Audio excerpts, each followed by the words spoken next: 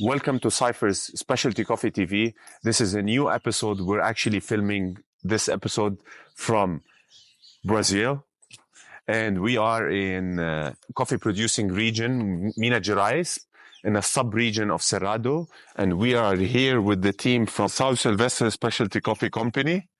Been working with this family for the past 6 years, and we wanted to come here and film this episode in order to show the viewer the effort that this family has been placing into producing specialty coffee out of Brazil consistently over a period of a long period. As you can see, this family has been producing coffee since 1901, and it speaks for itself. When a family has been producing coffee since 1901, it means it's generational. This family has the know-how of producing coffee has been in this family over multi-generations. And this is something unique about Brazil. A lot of times in Brazil, when we speak to various producers out of Brazil, what you find different is Brazil, the know-how of producing coffee in Brazil has been passed from one generation to the other over a period of time. And this is very special because this is what made Brazil what it is right now. We have to keep in mind that Brazil is the biggest producer of Arabica coffees in the world. And unfortunately, there is a bad perception in the specialty coffee world where people view Brazil as, the commercial coffee producer, forgetting that there are brilliant coffees that come out of Brazil. And that perception has to change because, honestly, some of the best coffees we've tasted over the past 6 years has come out from Brazil. And it saddens us when we see that, when we bring various micro lots coming out of Brazil to our part of the world, and people just ignore them just because they have a perception that Brazil only produces commercial coffee. We hope that when we take you through the journey that we're gonna have during this episode, it opens up your eyes on various things that have been, executed by this family in order to produce the highest quality coffee.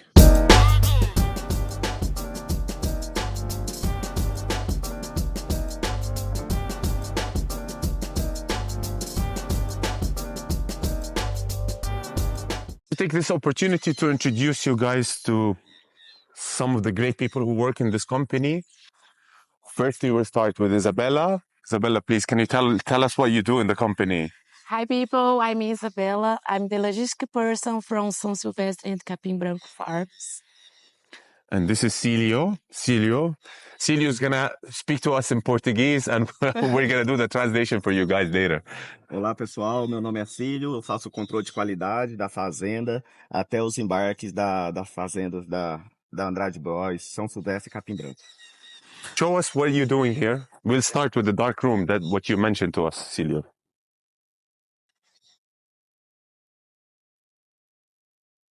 So, guys, every year we are improving our process to do the best micro lots of Brazil to give you.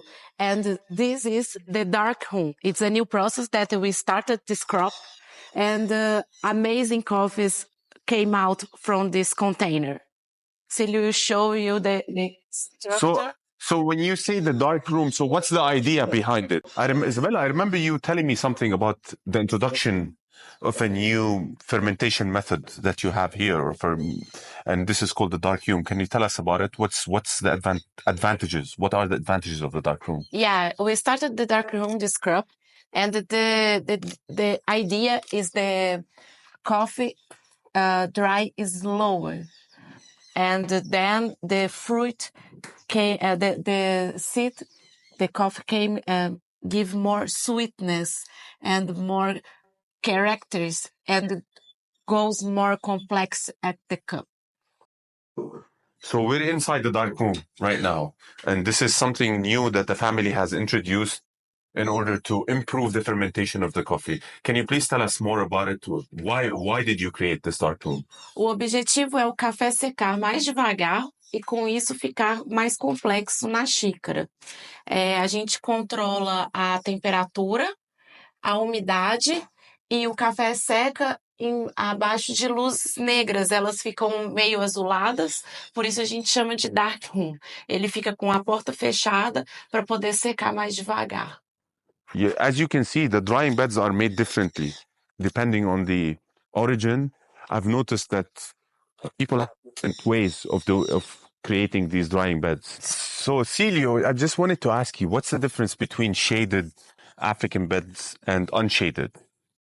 O intuito da secagem aqui nas câmaras suspensas na estufa é uma secagem mais lenta. Aqui você não tem contato direto com o sol, né?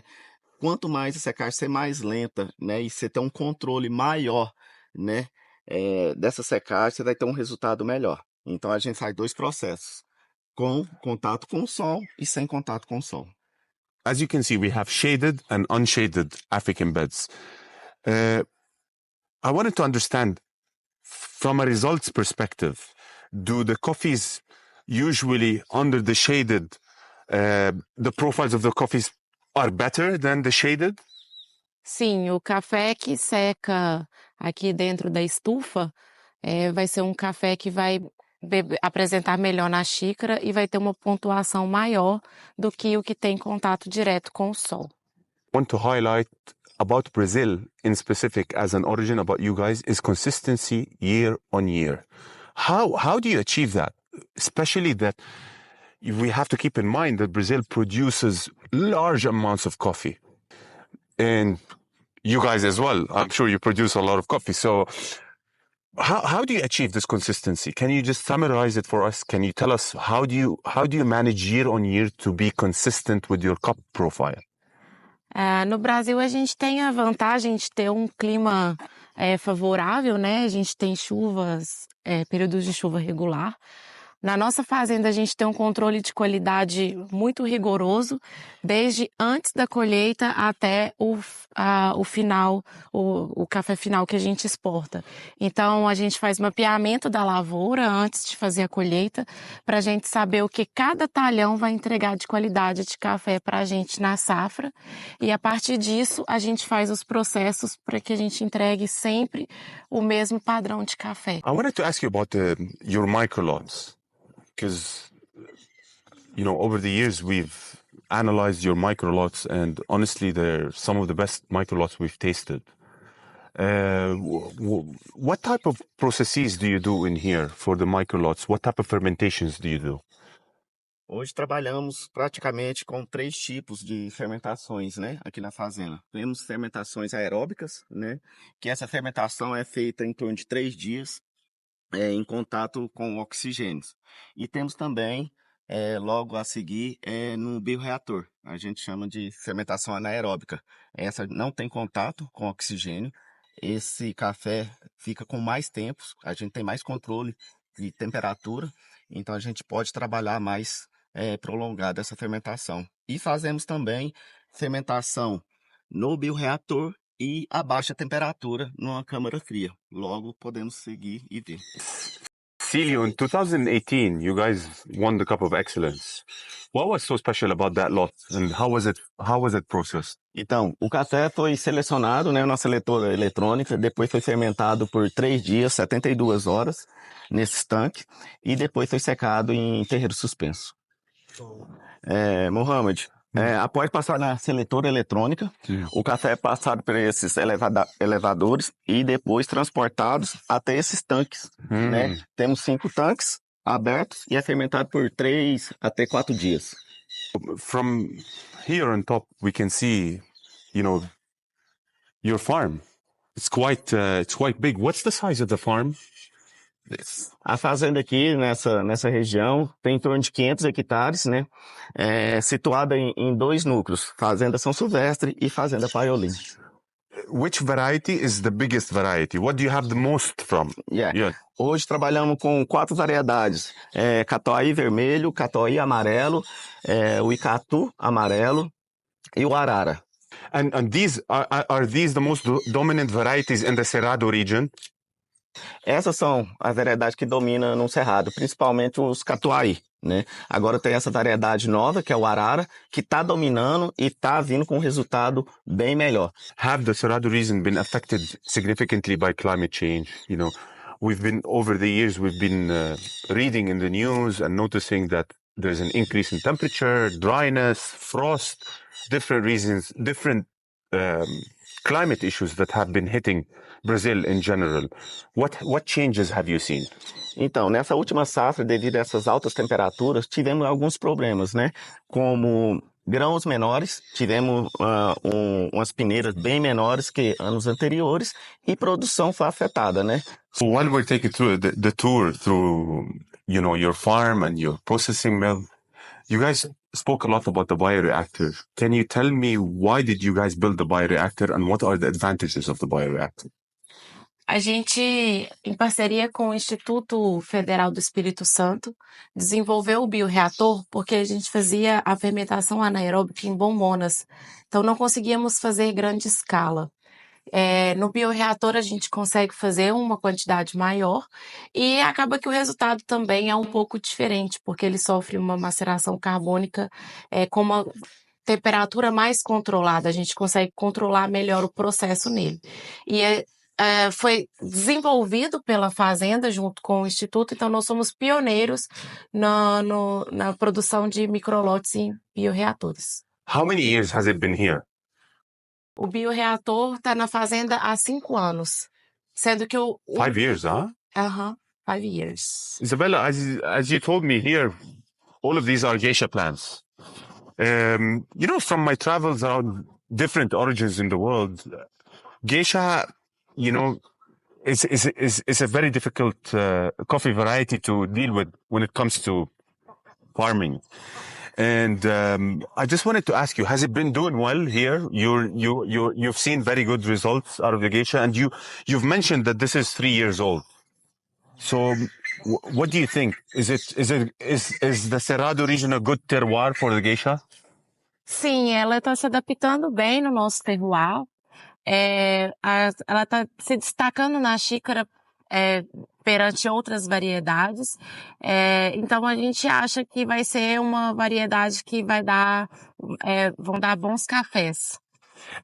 Isabella, tell me something about the altitude of your farms. What's the highest altitude in the South Sylvester farm? 1.200 metros. A gente está a 1.200 metros. What's the range? It's between what and what? 1.200 metros, praticamente, a fazenda toda 1.200 metros. Isabella, I've just noticed that basically this part of the farm is actually shaded. And this is specifically, as you told me, this is because of the geisha doesn't like the heat. Am I right or wrong?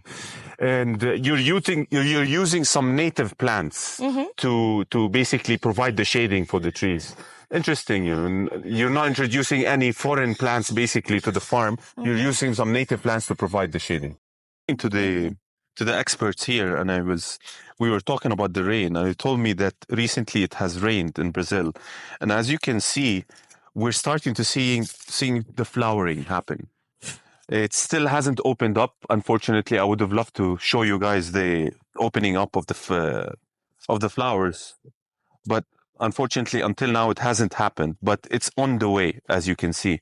And we would like to see more rain happening in Brazil because that will basically give us some indication of what's going to happen next year to coffee in general, in terms of quality and in terms of pricing as well. Varieties do you have here? I've seen that these trees are quite big, huh? Qual que é o tipo de variedade que é essa aqui? Porque as árvores são grandes. É um catuai vermelho, mas aqui vegeta muito bem aqui nessa região. Então as árvores aqui, essa variedade, catuai vermelho e catuai amarelo, principalmente o vermelho, cresce muito.